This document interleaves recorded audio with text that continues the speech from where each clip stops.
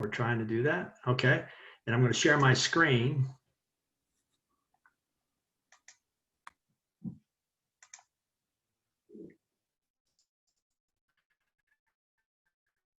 If you see the point, please let me know.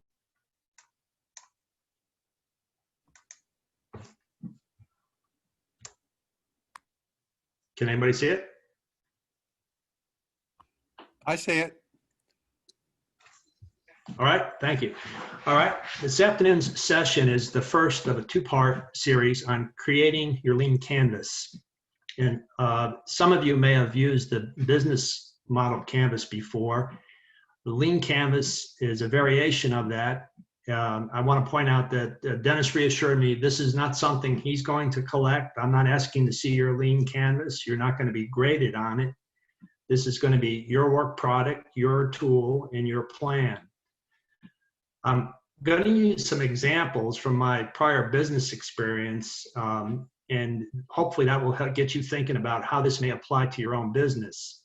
Just a bit of background, I spent 20 years in venture capital and early stage venture capital and had the opportunity to invest in over 100 early stage companies. So I've seen a lot of different companies. I've been on boards of directors, a mentor. I've also been involved with several businesses outside the venture capital business. So with that, let's go ahead and get started. First, why the lean canvas? In yesterday's session, I listened in. It talked about how people don't write long traditional business plans anymore, and there's a lot of truth in that. In all honesty, people don't read them, and it's probably not a good investment of time. Before the internet, people used to mail their books, and literally they would be books. They would be 50-page documents to investors. I had a friend who was an investor in New York City, and his first task when he got a stack of business plans to see how many he could throw away without reading. And then literally, if he did not see a transmittal letter from a friend, somebody he knew, he would toss the business plan. I know myself, when I would look at business plans, and we used to get a couple hundred a year, I would not read it cover to cover. I would look at it and try to figure out what it is they're selling, what kind of a product, how they're selling it, what is the team's experience, what are their financial projections, and how profitable they're going to be. And then based on that, decide if I wanted to look further. So again, it was a lot of time to do the business plans, traditional ones, but probably not a good investment of time. The business model canvas, when that was developed, it was really developed more for the thought of existing businesses using what they call base dimensions. I think you may have used another term, but it is a way of fitting nicely an existing business into a set of sectors within a grid. You'll see that in a second. The lean canvas is a scaled down version of it and is better suited for emerging businesses, which are companies like yours. And really in doing it, you really want to de-risk your business. You want to wash out the risk before starting it and help identify the pitfalls or the issues you're going to have. I want to stress that the lean canvas is easy to use. You're going to see it covers all the important points that you have to consider, and it is something that you should use in an iterative process because you may not know the answers when you start. You're going to update it from time to time, and it is graphical, so it is something you could present to somebody, and it's easy to understand. Just to help put it in perspective, this is what the business model canvas looked like, and there are 9 sectors. The people, I think a number of people have used this before, but the sectors are kind of self-explanatory, and there was a process in a kind of a sequence that you went through in working through this. If you look at the lean canvas, when I first heard the word lean canvas, I thought I'll have less sectors, but this also has 9 sectors. You'll see it's the same shape, just different terms. Except if you match them up, and this are the differences, there aren't that many differences, maybe how they approach it would be different. But if you look in the first left column, the blue is lean canvas, red is the business model canvas. The first column in lean canvas, they wanted to discuss the problem. In business model canvas, they were looking at key partners. In the second column, you'll see solution versus key activities, and below that, key metrics versus key resources. And the other advantage, or the other difference, is in the fourth column, unfair advantage versus customer relationships. But other than that, they're somewhat similar, maybe a little different in some of the questions asked in the Lean Canvas in terms of how you fill in the different quadrants, not quadrants, but sectors. There is actually a recommended sequence in how you approach this. And if you saw the videos that were recommended by Dennis, they're very good, they're very easy, and they're short. So I would recommend, if you haven't seen them, to watch the videos. But you start out with the problem, next work to customer segments, third is unique value proposition, fourth is solution, 5 is channels, 6 revenue streams, 7 cost structure, 8 key metrics, and 9 is unfair advantage. And it's okay when you do this. Again, if you don't know the answer, is leave it blank and come back and fill it out later. Now, a few suggestions in doing this is, one, it doesn't require a great amount of time. I saw one estimate, you should be able to do this in 20 minutes, and it's the kind of thing you could work on, put it down, go back and do it later. Again, I'll stress, it's okay to leave parts blank because you're not going to know all the answers. You're going to have to go out and get more evidence. I know there was discussion about doing the customer or the interested party interviews, and that's going to give you more evidence and more information. You want to think about what you know today. There are, I think for most part, the businesses that I think everybody's involved with, there are opportunities where you're selling today. It's not like you're developing a technology to solve a future problem. That may require a little different approach, but think in the present. You also have to keep in mind a customer-centric approach. What is the benefit to the customer? What problem you're solving for the customer? And in the end, you know that if the customer doesn't buy, you don't have a business. And lastly, again, keep updating and use it as an iterative process. Now, in doing this, I wanted to use 3 examples from my business experience to illustrate how I might fill it in with these businesses. And these are businesses from long past, so they're not current businesses. And the first one with the scuba diver is a product business. The middle one is a service business, and the hot dog is a retail or restaurant business. But a little background on each of them. The scuba diver business is an underwater GPS business. I had a friend who was an electrical engineer, was also an amateur scuba diver, and he went on a vacation in the Caribbean. And while he was there, he wanted to do some scuba diving to look at a wreck. And this was a historic wreck. Took the boat out to the point, and he wasted 2 tanks of air looking for the wreck and couldn't find it. He said, there's got to be a better way. Why don't we have GPS underwater?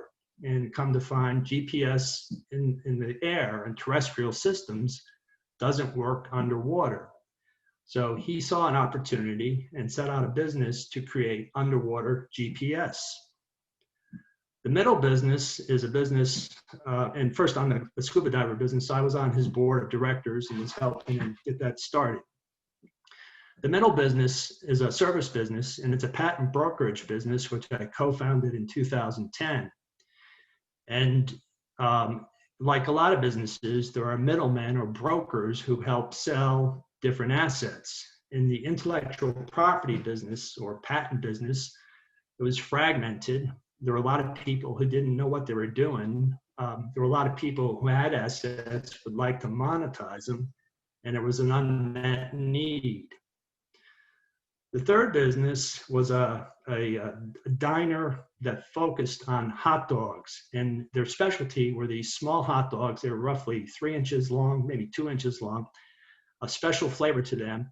It was a diner about 20 feet wide, maybe 15 feet wide by 40 feet long, had a walk-up window where you could get your hot dogs. It was open 6 days a week, and it was known for its hot dogs.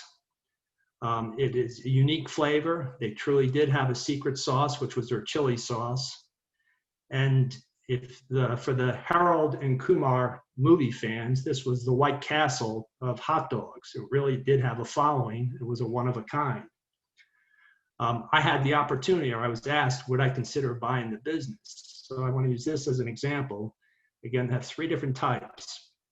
If after the session there are people who are interested in other types of businesses, I'll be glad to pull those kinds in on Tuesday's session. So in starting with the grid, we're going to start with the problem, and that's the left side, the first column. And you're supposed to list your top 1 to 3 problems and identify existing alternatives. You know, how are these problems solved today? So if we looked at the example businesses that I gave you, the scuba diver, the issues are you can't navigate underwater. Submarines have a different navigation system there. The US Navy submarines are very accurate to get where they want to go. But if you're a scuba diver, other than using a compass, you really don't have any navigation underwater. You also can't locate objects underwater very easily. Even to this day, there are examples where underwater communication cables are either accidentally broken through a snag with an anchor or sabotaged. There are underwater assets related to oil wells, which take a while to locate. And another issue is you can't communicate underwater. I'm not a diver, but my understanding is if you're a scuba diver and you're with a buddy, you either should be tethered or you need some line of sight to be able to communicate with hand signals. But there is not an electronic way to communicate using a dive watch, for example.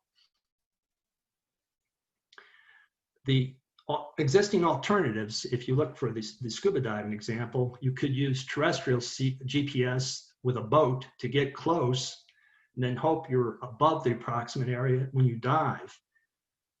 Divers do have compasses, and that can help get you close in direction, but not necessarily to the exact point. And lastly, they do use hand signals. They also have kind of underwater whiteboards that they can use. The service business, which was the brokerage business, is the issue there, or the top problems for the customers. One, they don't know how to monetize their intellectual property. Big companies are good at patenting things. They have lots of patents, but they don't always know how to license it or sell it to others. They also have a lot of patents that may not be core to the business. They're costly to maintain. And a lot of times they would like to find a way of selling that so they're not carrying the cost of maintaining those patents. And lastly, they don't know how to find buyers. Sometimes it's better to have a broker in the middle, because if it's a big company or a small person going to a big company, one side might not want the other to know necessarily who the buyer or seller is.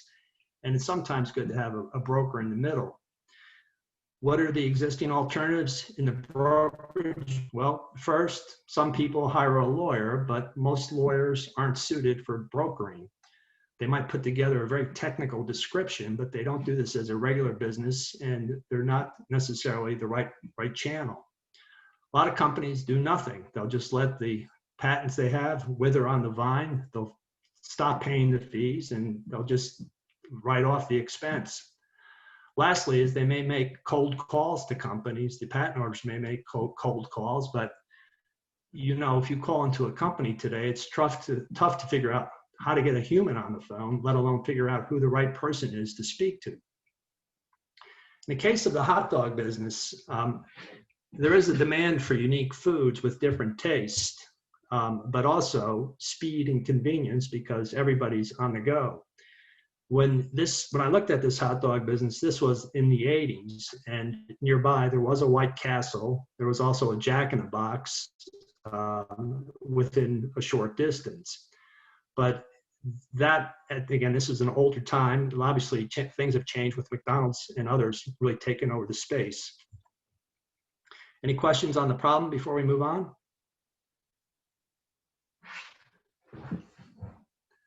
If not,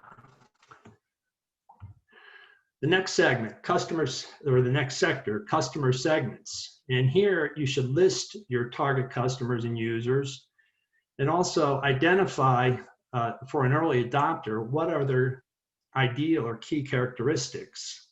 So if we used the three examples again, for the underwater GPS, US Navy would be an ideal customer or a target customer. I said submarines have the ability to navigate, but Navy SEALs, they do it the old-fashioned way. They have a diver with a dive board with a compass on it, and somebody counts kicks, and they pop their head up, and they hope they're close to where they should be. But at that time, they did not have underwater GPS for the Navy divers. Underwater resource companies is also another target. There are companies that will locate wells or positions to put wells, and they're very expensive ships. There are companies that lay the underwater communications cables, but finding the asset underwater takes time and it's very expensive. And lastly, it's recreational divers. At about the time my friend recognized this opportunity, there was a movie about a couple that was left at sea after a recreational scuba dive, and they ended up missing and perished. But again, recreational divers, it's kind of a haphazard thing, I think, when they used to do it, in the sense that divers can drift away from the boat. They don't know, but there's no way to communicate with them, and at that time there wasn't necessarily a good way of counting heads.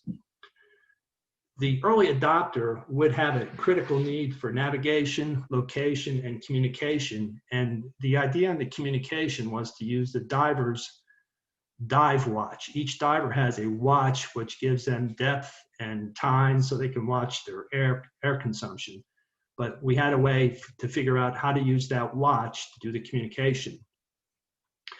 In the service business, the brokerage business, target customers would be companies with large portfolios. Most patents are owned by companies, not universities, and there are a number of companies with thousands of patents.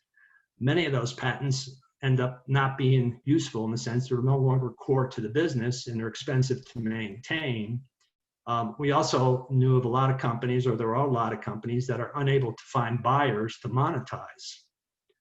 The ideal customer, again, would be somebody with a large portfolio in key areas. When I say in key areas, because we had been talking to a lot of companies about what their interests were in acquiring intellectual property or certain assets, and therefore we knew which things to search for.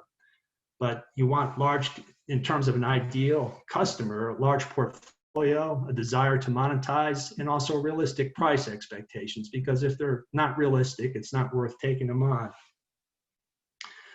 The hot dog business, target customers, first epicures, people who enjoy fine food like these delicious hot dogs. This was in a college town, and there was certainly a following of college students. And I think that people who went to ECU can understand that after a night out, you know, you always like to go eat somewhere, but there was certainly a following of college students. And lastly, it was in a downtown area, the college town, and there were a number of local shoppers and business people that would eat there because it was open from 7 a.m. to 11, and it was used for lunch. It did sell other things besides hot dogs, although hot dogs was a specialty. The early adopter would be a regular consumer of fast food or diner food and enjoyed flavorful meals, especially hot dogs. I'll pause. Are there any questions about customer segments? If not, unique value proposition. This is the middle column, and here you are to identify a compelling message that states why you are different and why someone should pay attention. It's also good to have a high-level concept, sort of the abbreviated elevator pitch, just to be able to explain what it is you do and why you are different. So if we look at the three examples, the underwater GPS, I would say the unique value proposition was to provide underwater GPS and communication not dependent on line of sight and includes a mesh network. And what this means is if you're with a dive buddy and you're looking at a ship, for example, and one person gets on one side and the other on the other, sometimes there's a panic, you lost your friend, but you generally, within diving, you wanted line of sight. You had to see the person to know where they were. With this system, there was a way to communicate, even though you did not have a direct line of sight. The mesh network was important for military purposes, and this was a way of putting in a network underwater, and even if one node of the network, communication would still work. The high-level concept was underwater GPS for military, commercial, and recreational users. And again, it was a big advancement in terms of those applications. The middle business, the brokerage business, the compelling message was have buyers interested in IP, have experience selling and licensing, and relatively quick turnaround. And additionally, it was a success fee based service. And that was a big selling point because a lot of people are interested and they're willing to pay a nice commission, a relatively high commission, if it is success fee. So we only made money if the customer made money. That was the way we positioned it. The high level concept, IP brokers helping companies monetize their intellectual property. The hot dog business, the compelling message was convenient, delicious hot dogs and diner food. And diner food, there aren't as many diners as there were at one time. In certain parts of the country, diners are, there's an old style diner that is, people know when they see it. But some people like diner food for certain meals. The high level concept was world famous, most delicious hot dogs.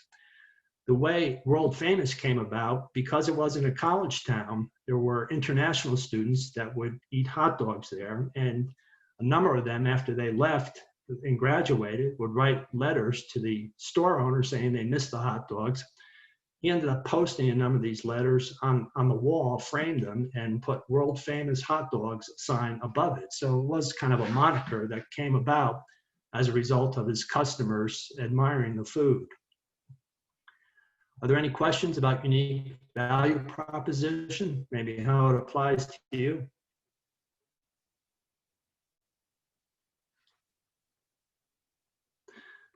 Nope.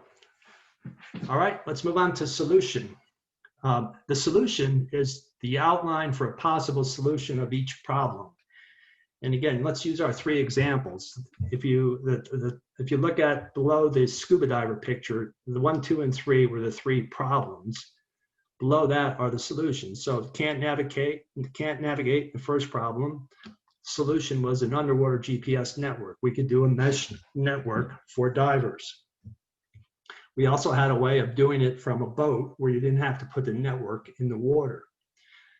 Can't locate objects, we had a device for tagging underwater assets. So if you did have an underwater, cable, or you marked an underwater wellhead, you could mark it for discovery later on.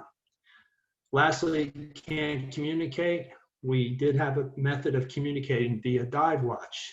Going back to the US military, even an issue in those days was that if you sent out a group of Navy SEALs underwater on a mission, and after they were in the water and on their way swimming, if you wanted to recall them or change the mission, you couldn't do that until they surfaced. There was no way to communicate with them. So communicating underwater was a big issue.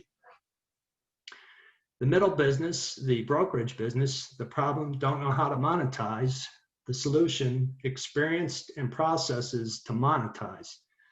We talked about a team that had experience in doing prior transactions, but also core processes that were repeatable and scalable. Second problem, you have IP not core to your business.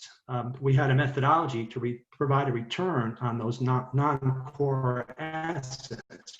Rather than just letting them die, why not sell them or license them? The third problem, you don't know how to find buyers. We had buyer connections in place. We actually had the connections. We had a large group of experienced people and knew all the buyers and decision makers. In the case of the hot dog business, first problem, demand for unique foods. When I said, yes, I would look at this business, the idea was with creating a franchise. I was not aware of many hot dog franchise businesses, and this was a unique look and a unique food line. The second problem was need for speed, and the solution would be to maintain the diner and fast food layout. You could still have the inside like the diner with a walk-up or drive-through window.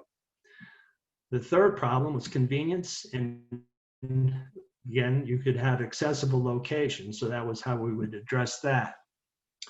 Are there questions on the solution? Well, those were the four sections of the matrix here that we were going to cover today. The green ones will be covered on Tuesday. And again, I know we went through this kind of quickly, but you can see it is not that hard to do. It's really just putting some things down. There was no right or wrong answer. Just be prepared to update it and modify it as you learn more information. But again, I think you'll see when you start doing this, it's a good way to think about and create your business plan, a plan for success. So with that, I will open up for general questions.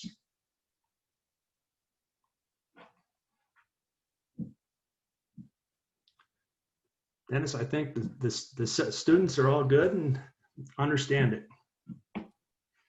Hey, John, this is Darby. My business is a membership-based business.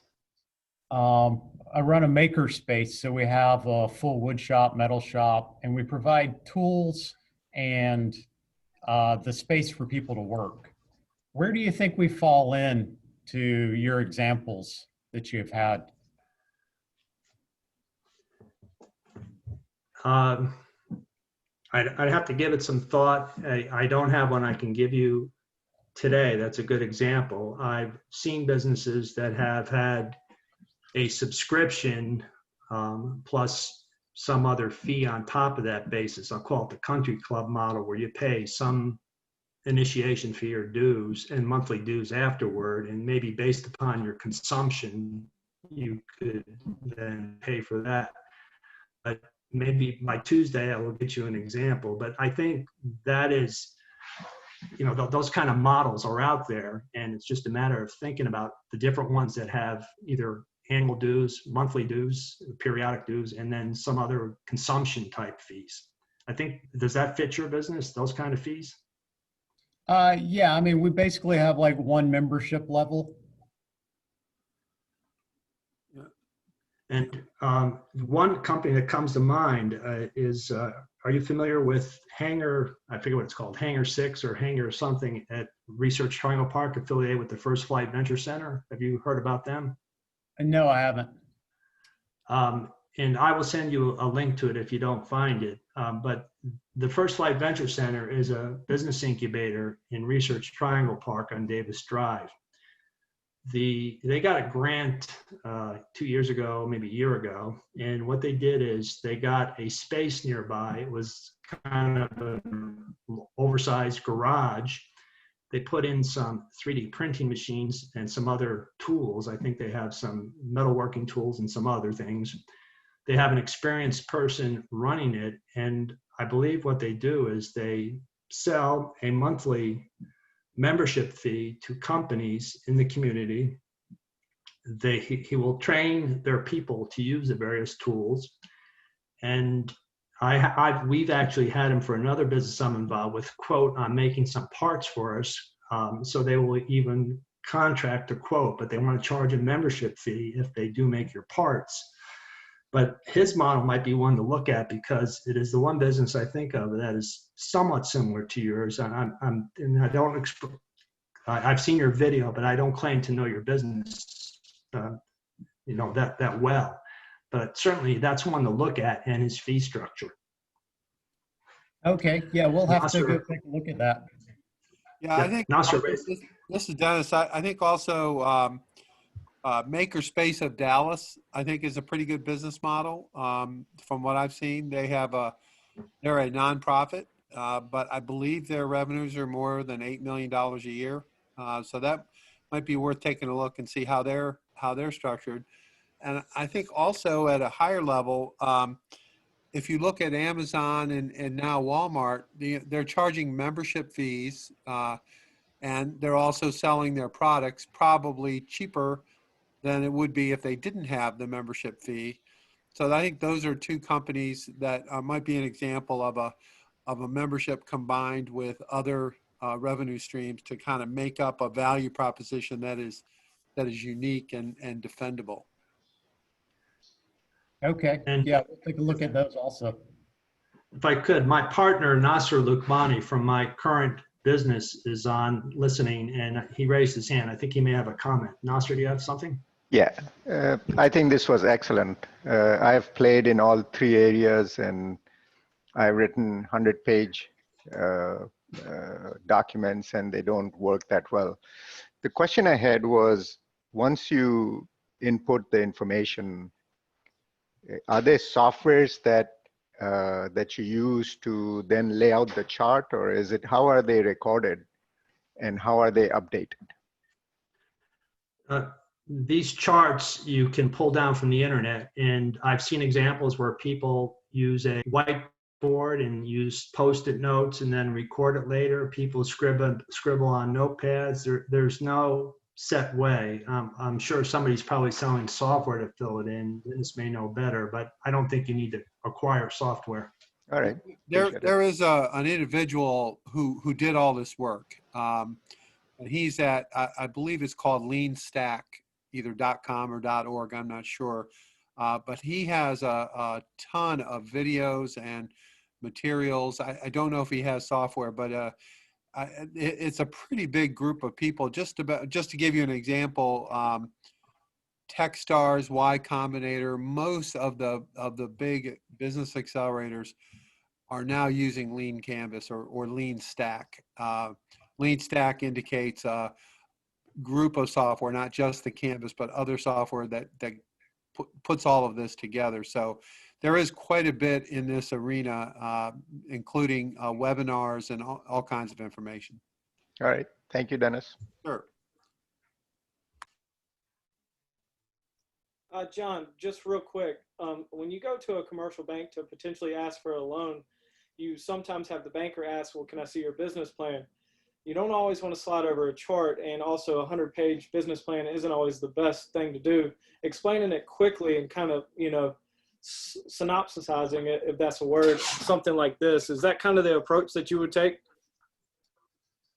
Well, I'm actually helping a client right now trying to get $1 million loan. This is in tech, and what we are working with, and I think it's accepted, is you have a pitch deck, so a PowerPoint that is updated from time to time. And then there are a number of exhibits, financial reports, summaries of sales by different client and so forth. And if you want, I could show the request from this bank so you can see what they asked for. But I know a lot of banks will say, give me your business plan. And I think what you just have to tell them is I have a pitch deck and I have all these other documents. I personally would not write a business plan today. I think Dennis would agree with that. I think you can get them to accept it. It is accepted to use a pitch deck. And if you have to, worst case, you write an executive summary of 2 to 5 pages in a Word document. Yeah, I think you could even go so far as to have a little mini website. Could be password protected, where you could have information that the banker could access. It could be, like if you have a Shopify store, for example. Shopify has phenomenal financial reports that are built into the software, and you could provide access to those reports and to help make the case. And along those lines, what we do with certain clients is we set up what we call a data room. So you could use Dropbox, for example, and Dropbox, there are limitations on it, but essentially you set up a set of folders, and in each folder you have critical documents. So you might have the pitch deck in one, you might have the most recent financials in another, you might have the customer list in another. There may be different levels of things based upon the seriousness or interest of the bank, but I think they're like going along with Dennis said. If you did it one time in a data room using Dropbox, for example, then you have it set up if you have to go to the second one, and it's just easy to give access. just by way of kind of supporting what John is saying, and this mostly applies to larger entities, but they're also called white rooms. And these are places where the data of the parties, let's say there's a merger or something like that, everyone's data is in this secure, whether it's Dropbox, you can use Google Drive, other tools. But it's pretty normal in modern business for allowing people that have a need to see data that's helpful in them making a decision, whether it's in the event of a merger or a sale or you're trying to get a loan. I think there is that new way of doing things, like John is talking about, this data room or white room.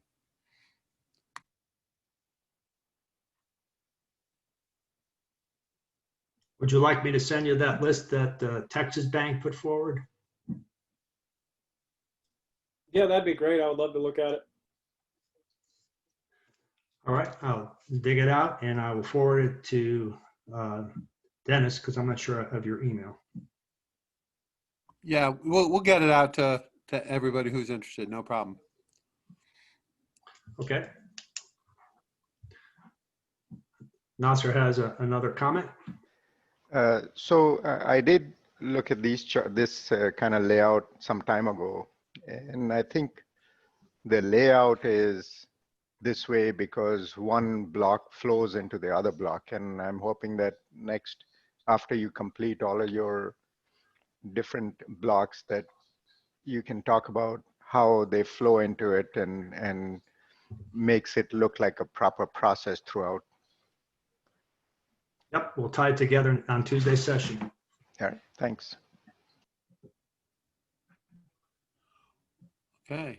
Well, thank you, John, very much. This was really fantastic, and it goes along with the tools that we talked about the last couple of days. This customer discovery, or empathetic questions to learn the problems of your customers. Here's a way to organize your thoughts and your processes to help you decide where you want to focus in order to grow. So, thank you very much. I look forward to Tuesday's presentation as well.